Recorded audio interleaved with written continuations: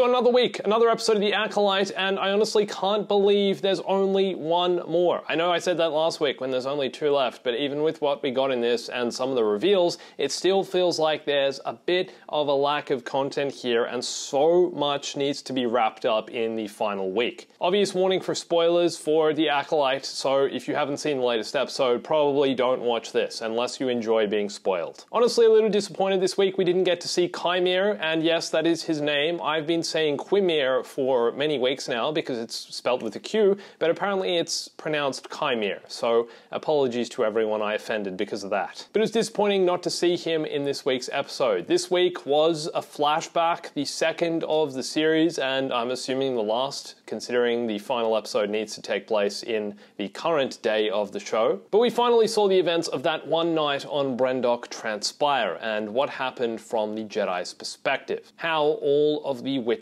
were killed or died, what led the twins down this path, and I guess what the consequences are going to be, as it looks like they're going to be quite severe, as they have already been. Most of these Jedi are already dead. I have a bunch of thoughts and opinions about the new ideas of the Force I guess we saw in this episode, because they're definitely changing some stuff. Not changing, I guess more adding to the nature of the Force and how it can exist in different forms. How these witches here are basically like a cult, which is kind of, to be honest, what the Sith are as well, if you think about it. The Sith are kind of a bit of a Sith cult who practice the dark side of the Force, as are these witches who seem to tap into the dark side in some capacity.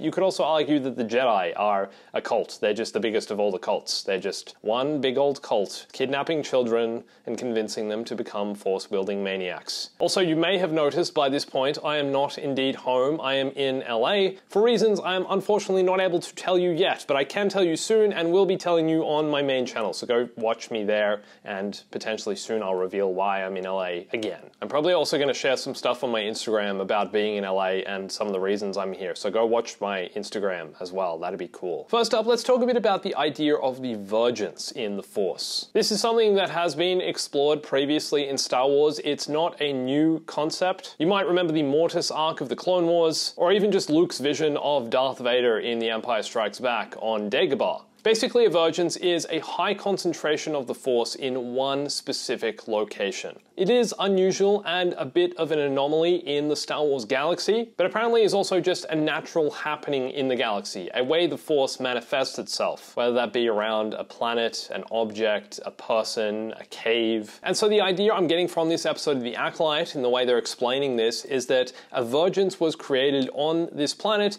which is how this cult of witches have come to being, and how Osha and May's involvement in their being exist. This episode confirmed that the twin sisters were indeed created through the use of the Force, and I'm assuming it has something not only to do with the witches themselves, who seem to be practicing something similar to the magic of the Night Sisters, but also because of the Vergence here, because there is a high concentration of the Force, and somehow I'm assuming the witches have manipulated that to create the sisters. And like I've said in previous weeks, I have been quite critical of The Acolyte. Just from a storytelling point of view, it's not my kind of show, and it's not really something I'm engaging with on a personal level. For me, Sol and Chimere have been the most interesting characters in the show, and is what's kept me engaged and watching for, I guess, as long as I have. And I discussed this a bit last week, but I think a bit of it comes down to this show's identity or lack of identity. I've said a few times, it feels like this show doesn't really know what it's trying to be or what it wants to be, because the theme of the show and the energy in the show kind of has been changing from week to week. At times we'll get a bit more of a playful episode where there are more kind of silly, dumb jokes being made. Or, for example, the Chimere episode where he reveals himself as the dark side character and slaughters all the Jedi. Quite dark. What at times feels like a show that's being pushed towards a younger demographic. But then we also get episodes like the flashback episode, which just feel kind of a bit out of context for me. The pacing was really off, and it was a bit of a painful watch, if I'm being totally honest. And this episode seemed to draw a bit from all of those. The lightsaber duels were definitely not the best of the series and weren't as engaging, mostly because the characters weren't actually trying to kill each other, it seemed. For example, when Kelnaka became possessed, which is honestly kind of cool, and I like that all the witches were able to take control of his mind and turn him against his fellow Jedi, Sol obviously wasn't trying to kill him when they were fighting. He was just trying to disarm him, which is why I think the duel was a bit slower paced. That said, pretty cool seeing a Wookiee in proper action with a lightsaber for the first time. As you'd assume, he was slow, he was kind of bulky, more of a buff character, and instead of using his lightsaber dueling abilities, used more of his strength to try and get the win in the fight. But putting aside identity and pacing and structure, honestly, there's just a big thing I didn't really get in this episode, and that's why Sol stabbed the mother. Like, did he just have a complete freak-out moment? Did he feel like she was about to attack them and therefore decided to stab her before anything could be done? Did he think the mother was about to attack Torben and therefore decided to stab her? Was he just so freaked out by what type of force wielding he was seeing and associated with the dark side of the force that he decided to do stabbing first and ask questions later? It seems to be the case with the Jedi, and I guess in some ways is presenting just how flawed they are indeed. At any time it feels like they're ready to just cut people apart. That said, guys, she's only received a single stab wound, and is she actually dead? No one knows yet. I'm still talking about Jackie and how she was stabbed 3 times, and we still have no confirmation that she's actually dead, because at any moment she could blink and come back to life, because this is the Disney era of lightsabers. A recent history, which feels like it's quite long at this time, of people getting stabbed and not dying. Only a single stab wound won't do it anymore. But it does seem like, honestly, the mother is dead.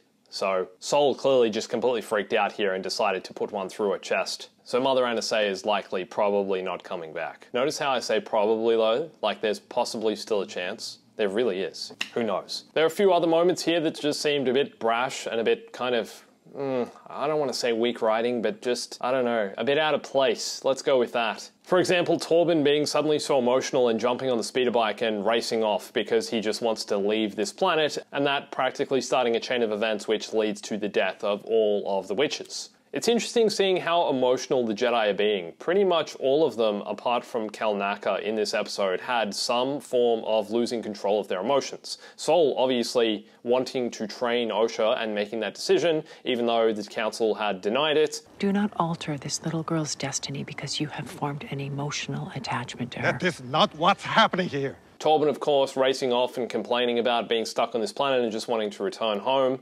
And I want to go home to Coruscant. I know, but we're on a mission. And then even Indara emotionally grabbing Sol at the end of the show as he basically refused to listen to her advice. Ask yourself why you made this choice.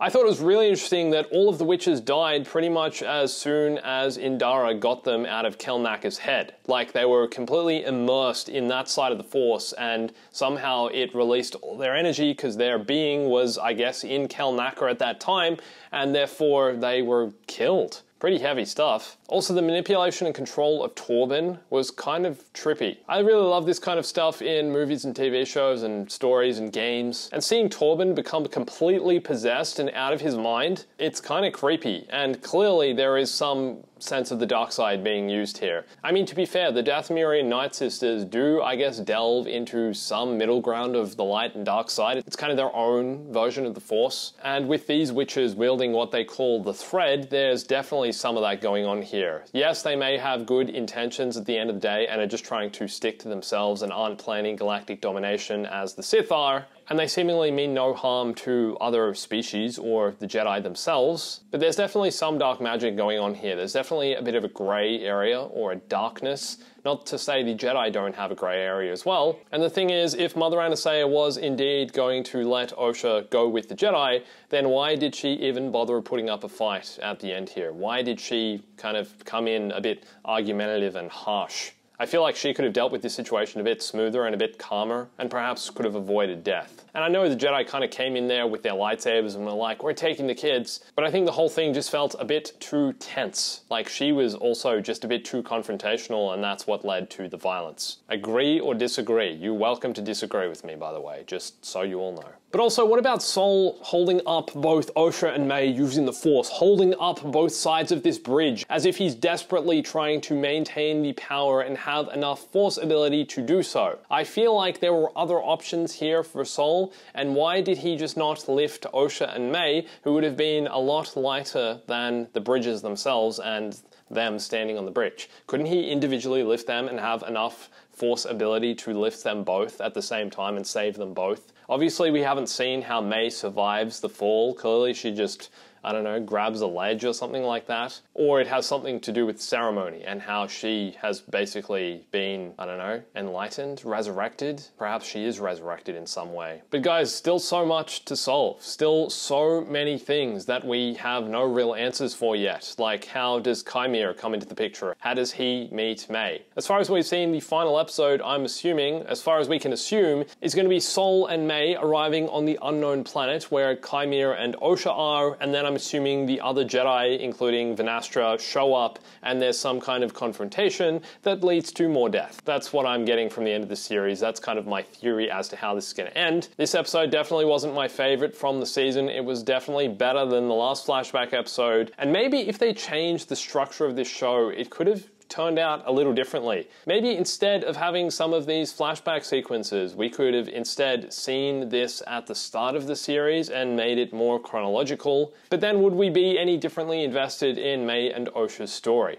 Honestly, I'm not as interested in them at all. I mean, it's interesting to learn, I guess, where they come from and how they were created through the Force, but like I said, I'm much more interested, and what's engaging me is Sol's internal struggle and Chimera's origins and why and how he's wielding the dark side of the Force and how he has cortosis, I guess, the metal his helmet and his arm brace are made of that can disable lightsabers. But let me know your thoughts about this episode. Let me know what you thought. Don't forget to come follow me on main channel for more stuff and for the reveal of why I'm currently in LA. For more details on the Acolyte, you can watch this video here, and thanks for watching this. My name's Andrew. I'll catch you soon.